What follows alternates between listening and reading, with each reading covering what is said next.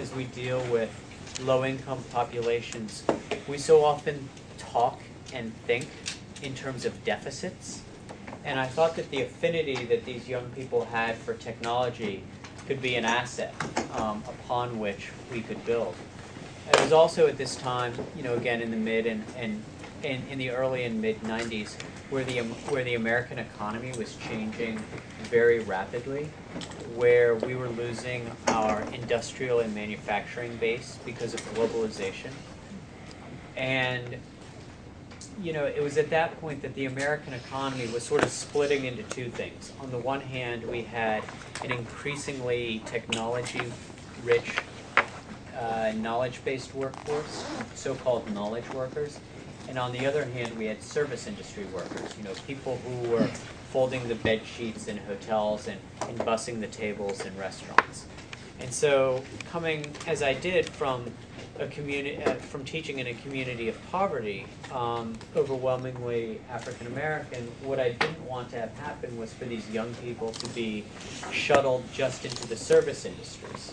I didn't want them to just be working in restaurants, washing dishes, and just in hotels cleaning bed sheets. I wanted them to be able to compete and succeed in our increasingly technology-rich, knowledge-based economy. So about 10 years ago, I and 3 friends started an NGO called One Economy, which we built from being 3-4 people in a basement into the world's largest digital divide organization with programs in more than 10 countries on 4 continents, really focusing on bridging the digital divide, bringing access to the tools of the digital age to people living in poverty around the world, then providing educational and economic empowerment content at an appropriate literacy level in local native languages, and then lastly, focusing on that affinity that young people have for technology. So if young people are so good at technology, how can we equip them from very early ages to have skills so that they can go work at the Googles, at the Hewlett-Packards, at the Microsofts of the future? During the last 2 years of my being there, I was what's called the convener for technology, media, and telecommunications policy for Barack Obama's presidential campaign. So I did that from day 1 of his presidential campaign through the election. And after the election and after the presidential transition, what I did is I took on a role that was actually created by the secretary. The position that I have as senior advisor to the Secretary of State for Innovation is a new one. It's something that we developed together. And the idea behind it really was to recognize that the world we're living in is changing very fast, and technology is playing a big role catalyzing those changes. And we ought to be able to take advantage of those changes, and we ought to be able to take advantage of that technology in service of our diplomatic and development goals. And so the framework for this is what the Secretary calls 21st century statecraft. If you think about statecraft, if you think about the way in which diplomats engage with one another, it's been very similar, remarkably unchanged from the 18th century when Thomas Jefferson was the Secretary of State to near present day. It's usually, 2 people in their suits with flags in the background talking to each other over a wood table about what the relationships with their would be between their governments. And one of the things that we recognized about technology is instead of communication just taking place government to government, it could now take place government to people, people to people, and people to government in ways that previously hadn't been possible. We also recognized that part of what technology and innovation could do was provide extraordinary opportunities for education and for economic empowerment. And so let's think for a moment about mobile handsets, cell phones, smartphones. When I first came to work at the State Department in April of last year, there were an estimated 4.1 billion mobile handsets on the planet. Today, less than a year later, there are an estimated 4.6 billion mobile handsets. So think about that. Less than a year, a more than 10% increase, an additional 500 million mobile handsets. And what's notable about this, in my opinion, is that 75% of those are in the developing world. You know, when I recently, I not too long ago got off a plane in Goma, Congo, which is one of the poorest places on earth. And when I got off the UN plane, my BlackBerry chirped to life with a choice of 3 different networks to choose from. So the question is, if in Goma, Congo, you've got a choice of 3 different networks, and if Goma, Congo, one of the poorest places on the planet, half of the people are using cell phones, how can that cell phone become a platform for something more than just making a phone call? How can it be a tool or resource for people to get educational content or access to electronic marketplaces, access to pricing or other market goods so that they can actually build wealth on it? So we're very, very focused on the educational and economic development standpoints of this. You know, one quick example, one quick anecdote that I'll give is, have any of you heard of this program, Text Haiti to 90999? Yeah. Yes. Yeah.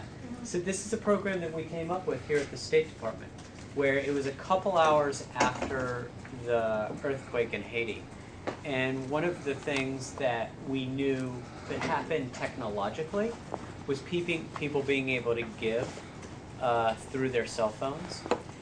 And so we set up a program where every time somebody texted the word Haiti to the short code 90999, a donation was made of $10 to the Red Cross.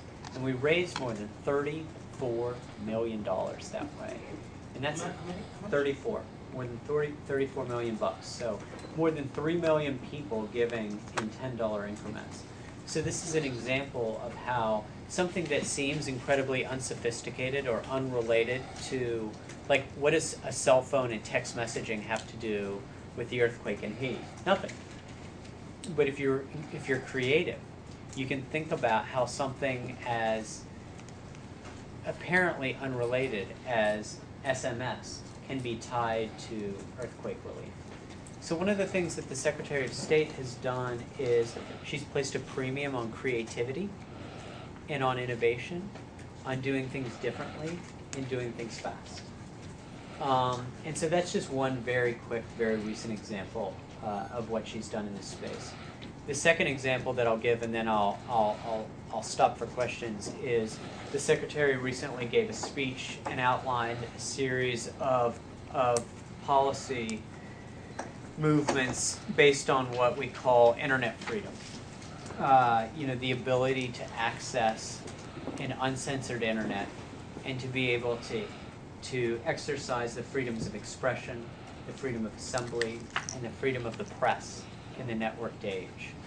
You know, a lot of these values, things like freedom of expression, freedom of assembly, and freedom of the press, these aren't new values, but the technology is new. And so our recent focus on internet freedom, it's not about having a new set of values, it's about things that we've cared about for a long time, making sure that they are fully accounted for in the digital age. So one of the things we're doing is we're saying, you know what, a blogger in Egypt deserves the same protections as a journalist in London.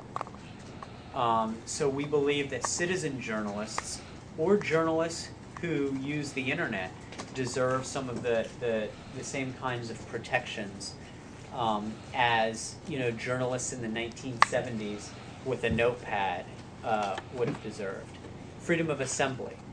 You know, in the past and during the Cold War, for example, people would organize in basements or in clubs. Today, people organize over social media networks. And so if the ability to freely access social media networks without, you know, infiltration, manipulation, and shutdown by governments, when people are peacefully peacefully making political expressions or peacefully trying to self-organize, then we want to protect and preserve those rights. And so, you know, you can see recently, just with what we've done with Text Haiti, and as well as what we've done in the policy realm with internet freedom, this is an entirely new field. It's an entirely new field within American diplomacy, and it's one where we're both having fun and making some very positive things happen. So with that, I'm happy to take whatever manner of questions y'all might have. And if you could, just when I call on you, if you could just identify yourself and say what your